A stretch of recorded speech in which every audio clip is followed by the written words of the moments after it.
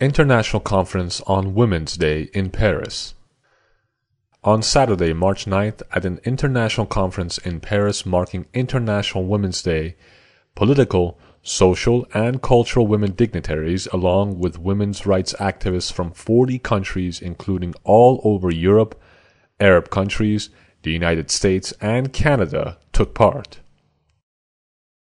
The conference condemned the criminal attack of February 9th against Camp Liberty and called on the international community to immediately return Camp Liberty residents to Ashraf.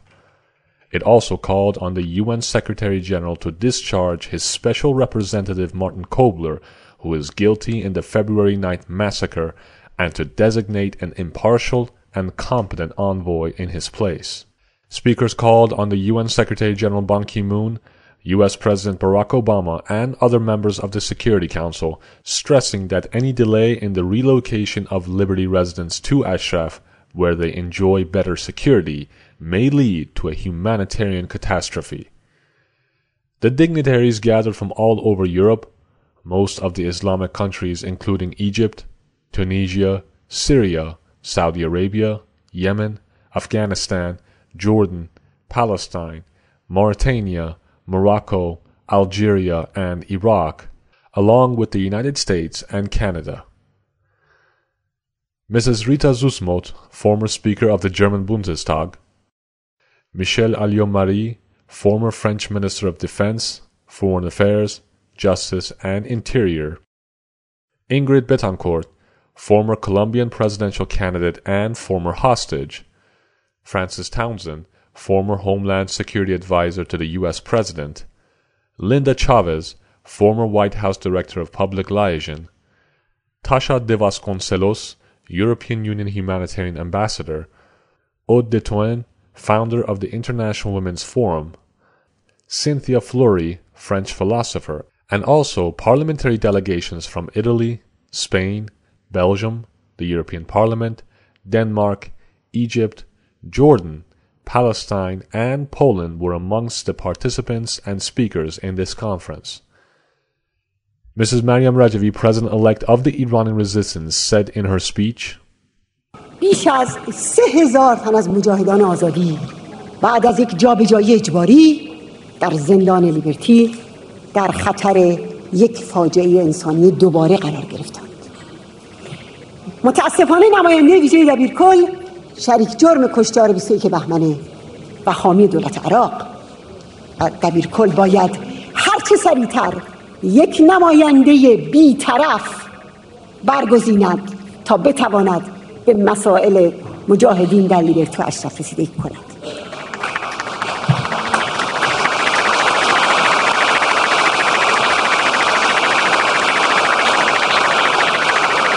اکنون مسئله امنیت مجاهدان در لیبرتی بی جواب مانده و یک اقدام عاجل طلب می‌کند. Les images terribles que nous venons de voir du camp Liberty nous rappellent que si nous, ici aujourd'hui, nous sommes au cœur d'un pays en paix, dans bien d'autres pays du monde, des femmes et des hommes sont les premières victimes des guerres, des tensions interethniques, des régimes autoritaires, de l'intégrisme, des exodes, des crises économiques. Que les actions militaires se font à partir d'avions, d'hélicoptères, de véhicules blindés, d'attaques de roquettes, comme nous venons de le voir sur le camp Liberty, où les soldats ne sont pas en première ligne, mais où les victimes sont des civils, sont d'abord des civils, sont souvent d'abord des femmes. Les civils, les femmes, ne bénéficient, eux, d'aucune protection, ni individuelle. Ils n'ont pas de gilet pare-balles, ils n'ont pas de casque lourd, ni de protection collective. Nous l'avons vu en particulier dans ce camp, et c'est cela qui est inadmissible, c'est un camp qui n'est pas protégé par des murs blindée qui évite ce genre d'attaque. Il faut le rappeler à cette institution internationale qu'est l'ONU. À force de ne pas être efficace, c'est sa vocation elle-même qui est en jeu. Il est temps que l'ONU agisse et agisse concrètement. À Liberty, comme dans toutes les zones de conflit, on ne peut pas se contenter de regarder passer des missiles en comptant des points et en faisant un rapport ensuite à New York. L'action, c'est l'action politique, c'est de la volonté. But there is something else that we must devote ourselves to, and that is our brothers and sisters who are suffering in Iraq, in Camp Liberty, and the remaining few in Camp Ashraf. This is a tragedy. This is a tragedy of huge proportions.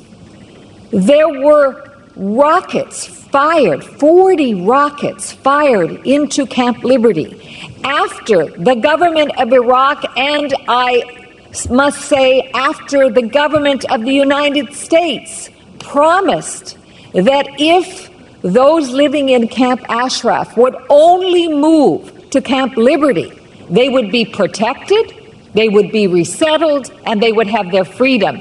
Those promises have not only been broken, they have been broken with blood on the hands of those who made those promises. This is a humanitarian crisis, and the only way that it can be solved is for the United Nations and for the United States to step in, to remove Martin Kobler, who has been an impediment to the correct refugee treatment of those who have suffered in Camp Liberty, to remove him and to remove from Camp Liberty and return to Ashraf the people who have suffered so long and who have paid with their blood for their own freedom.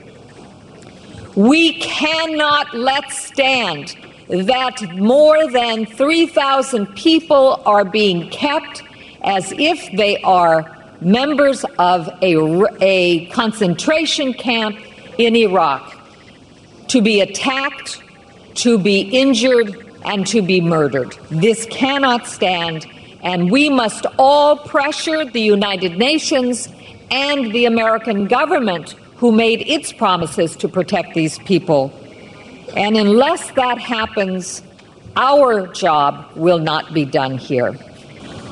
Last month, February 9th, I rose again to speak in Washington and discovered that overnight there had been the tragic attack on Camp Liberty, where once again innocents were murdered and maimed. They found themselves without ambulances and proper medical facilities, without adequate housing, and without any ability to defend themselves, as you saw in the earlier video. Again, the Iraqi government had failed their responsibilities. Again, the Iranian regime, using its terrorist proxy, Hezbollah, had attacked. And again, the UN failed. Martin Kobler, there is the blood of innocents on your hands.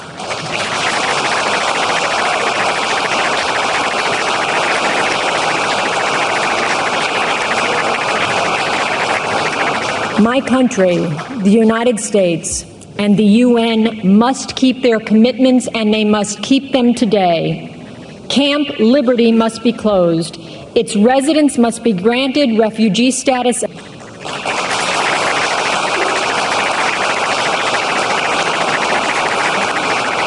At a minimum, we must return the residents of Camp Liberty, which has become a killing field, back to Ashraf, where they are at least safer. To the women of Camp Liberty who suffer, we feel your heavy hearts and we hear your anguished cries, and we will continue to fight on your behalf.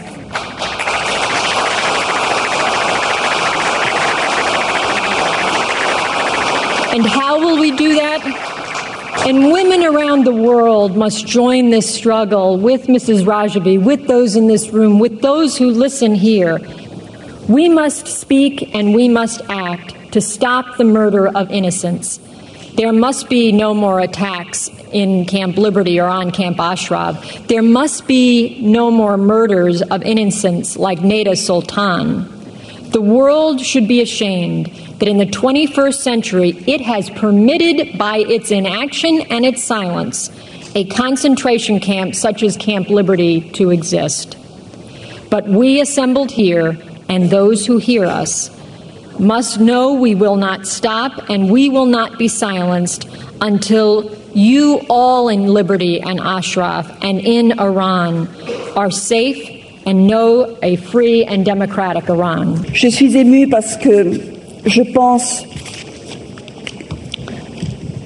à cette jeune femme, parce que les femmes sont toujours jeunes, qui est morte, tuée, assassinée il y a un mois sous le bombardement criminel organisé, télécommandé par les mollahs de Téhéran sur le camp d'Ashraf, où les habitants, les Ashrafiens, qui ont ce beau nom de cette héroïne, mais qui aujourd'hui sont emprisonnés dans le camp cyniquement appelé Camp Liberté.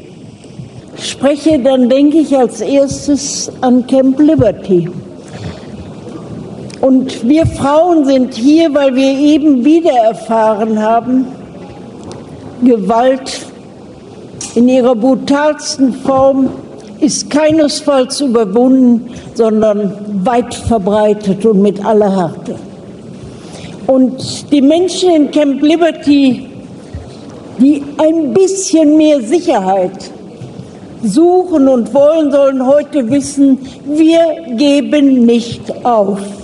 Wir werden in unseren Parlamenten, in der Öffentlichkeit dafür Sorge tragen, dass sie von diesem Ort entfernt werden an einen sicheren Ort, das heißt Camp Ashraf. Heute rufe ich noch einmal Menschen in Liberty, wir kämpfen morgen weiter, national, europäisch, international, in den politischen Institutionen und in der Öffentlichkeit, damit ihr endlich aus eurem Leiden herauskommt. Ich danke Ihnen.